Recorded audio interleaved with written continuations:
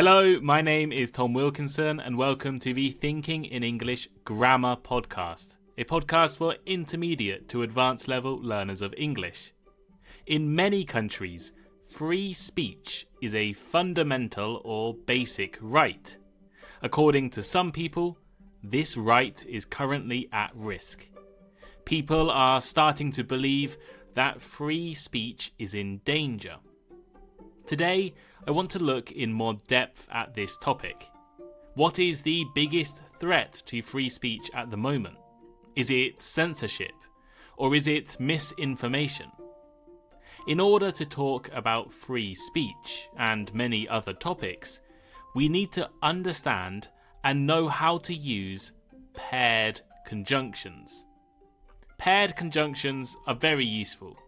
They allow us to connect words, phrases, or ideas together, and they are always used in pairs. Let's practice using paired conjunctions and discuss free speech in today's episode of Thinking in English Grammar. You can find a full and free transcript for this episode on my website, on Spotify, on YouTube, and on Apple.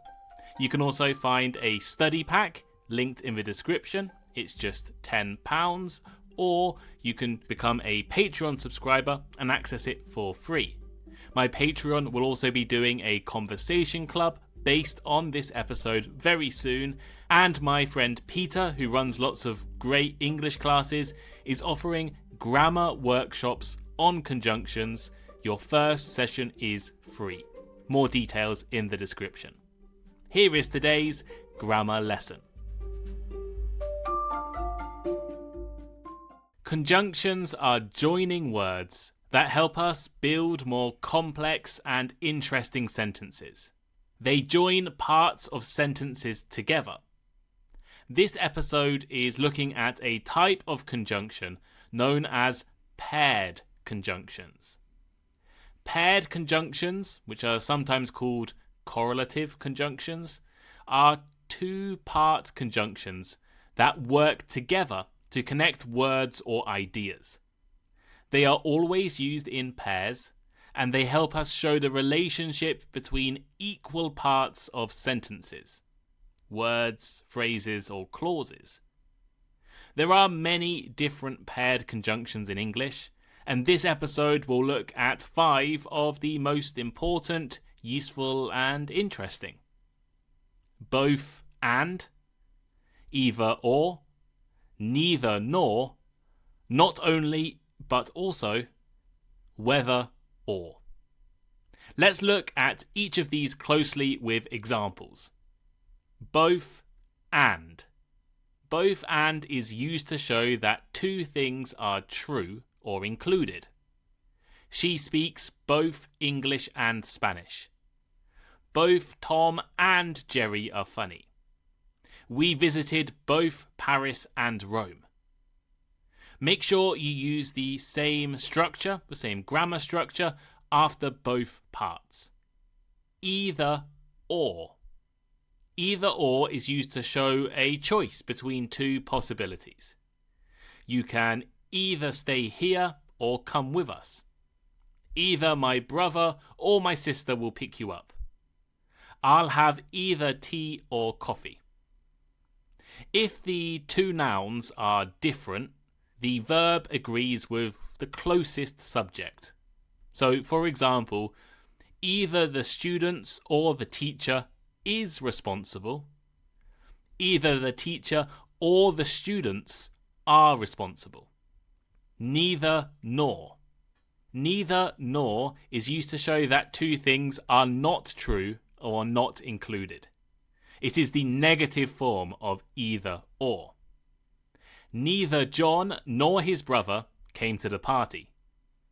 She likes neither cats nor dogs. Neither the food nor the service was good. This structure makes the whole sentence negative, so don't add not again. Not only, but also. Not only, but also is used to show surprise or emphasis. It adds something extra or unexpected. For instance, she is not only a great teacher, but also a talented musician. They visited not only the museum, but also the castle. Not only did he pass the exam, but he also got the highest score. This is often used in formal or written English, and in some cases, it causes inversion. So this is where the verb comes before the subject. Not only did she win the race, but she also broke the record. Whether or. Whether or is used to show two possibilities, especially when you're unsure which one will happen or is true. I don't know whether he'll come or stay home. She's going to the party whether you like it or not. We'll go hiking whether it rains or not.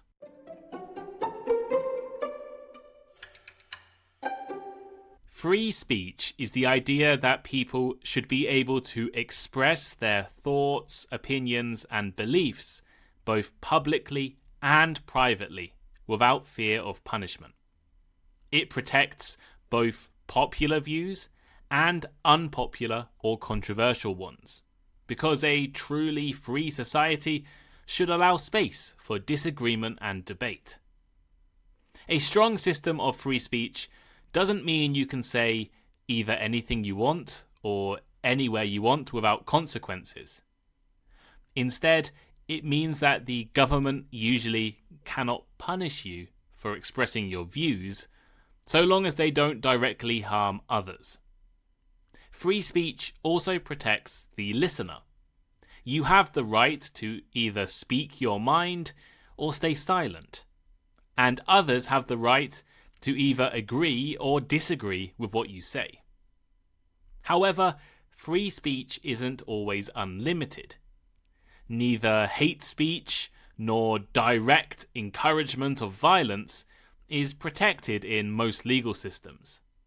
And neither spreading dangerous lies nor encouraging illegal actions falls under the protection of free speech in most democratic countries.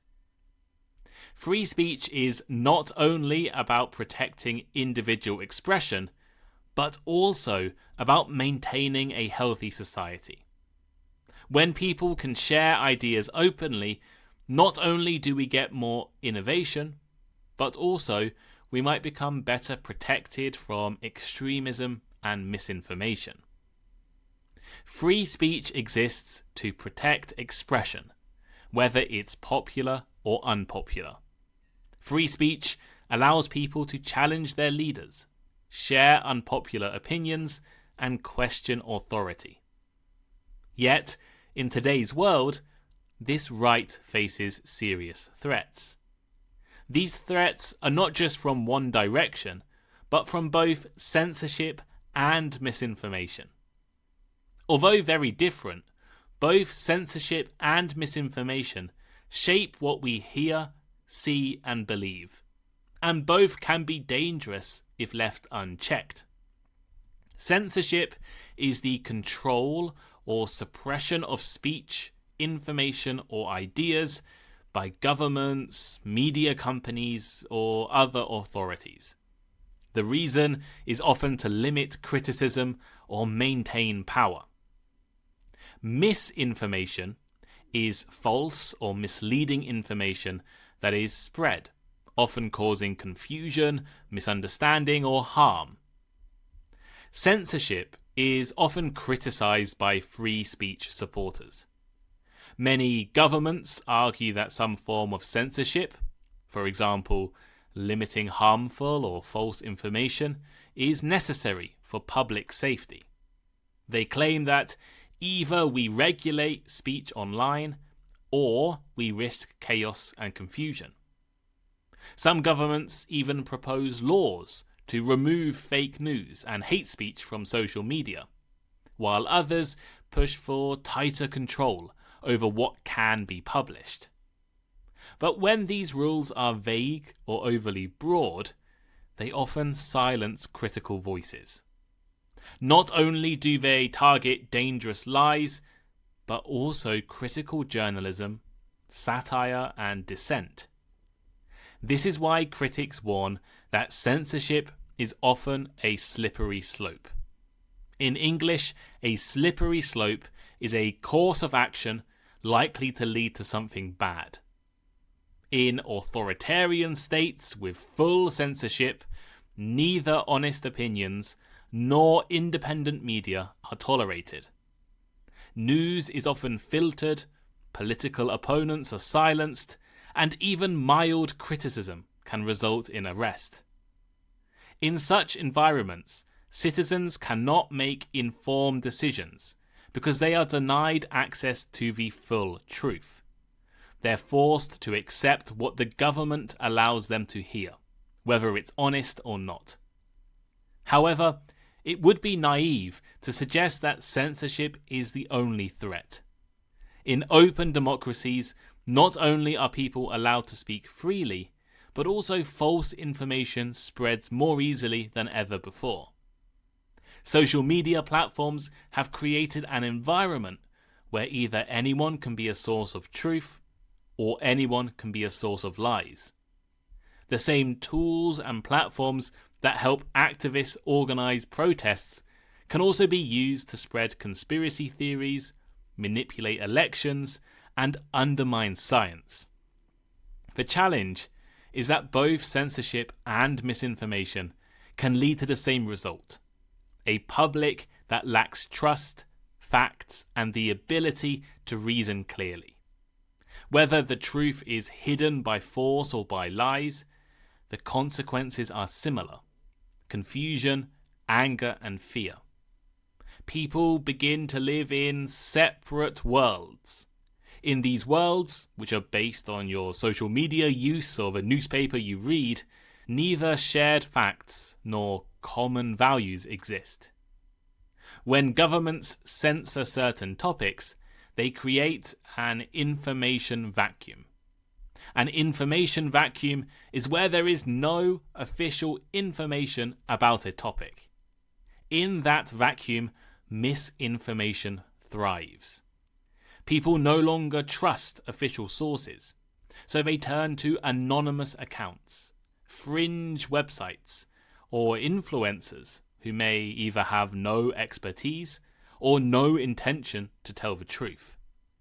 Not only does this weaken public debate, but also it damages faith in democracy itself. Take, for example, the COVID-19 pandemic. During the crisis, both governments and private companies struggled to control the flow of information. Some leaders downplayed the danger, others silenced whistleblowers. Meanwhile, misinformation about vaccines, treatments, and the origins of the virus spread rapidly. Many people were caught between conflicting and different messages, unsure of whether to trust science or speculation. In this confusion, neither public health efforts nor personal freedoms were well protected. So, how do we defend free speech? Should we prioritize open conversations, even if it allows lies to spread? Or should we regulate speech to protect truth, even if it limits freedom? I don't think the answer is simple. Not only do we need clear laws, but also better education. This is so people can recognize manipulation when they see it. We must build a culture where both critical thinking and empathy are important. It's not a matter of either protecting people or protecting speech. I'm sure we can do both. It shouldn't be a debate over whether to regulate platforms or let them do what they want. We need smart policies that recognize the challenges of the digital age. Neither extreme censorship nor complete inaction will work. At the same time, tech companies must accept their role. Platforms like Facebook or X and YouTube are no longer neutral spaces.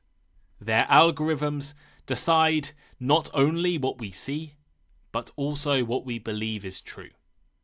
If they allow harmful content to flourish, they have some responsibility, whether they admit it or not. Giving too much power to these corporations risks a form of private censorship that is neither democratic nor accountable. Defending free speech today means understanding its enemies. It means recognizing that both censorship and misinformation weaken society. Free speech doesn't guarantee a perfect world. People will still lie or disagree, but without it, neither justice nor progress is possible.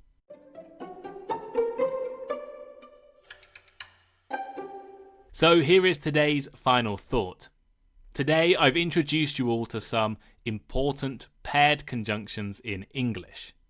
Both and, either or, neither nor, not only, but also, whether or.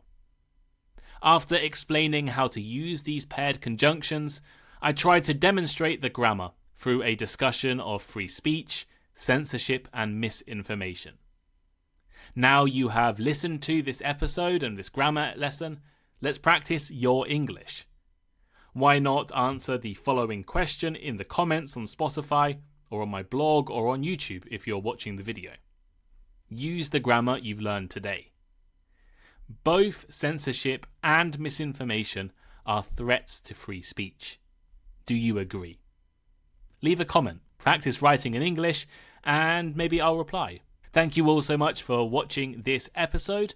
As I mentioned at the beginning of this episode, there are 3 ways you can further practice grammar with thinking in English. Way number 1 is to download the study pack. The study pack includes all 3 conjunction episodes, plus lots of study activities. If you become a Patreon subscriber, you get it for free. As long as you're a paid Patreon subscriber, you get it for free. Way 2 is to join my Conversation Club. The Conversation Club will be doing Conversation Club sessions on conjunctions. Patreon subscribers at the English learner level or above can join those conversation clubs. And finally, my friend Peter is running grammar sessions, workshops on conjunctions and other grammar as well. Your first session is free, so click the link in the description, use his code, and you can go and attend a grammar workshop for free, and then, if you like them, join more in the future. Thank you so much for watching. Hope you have a great week, and I'll speak to you next time. Goodbye.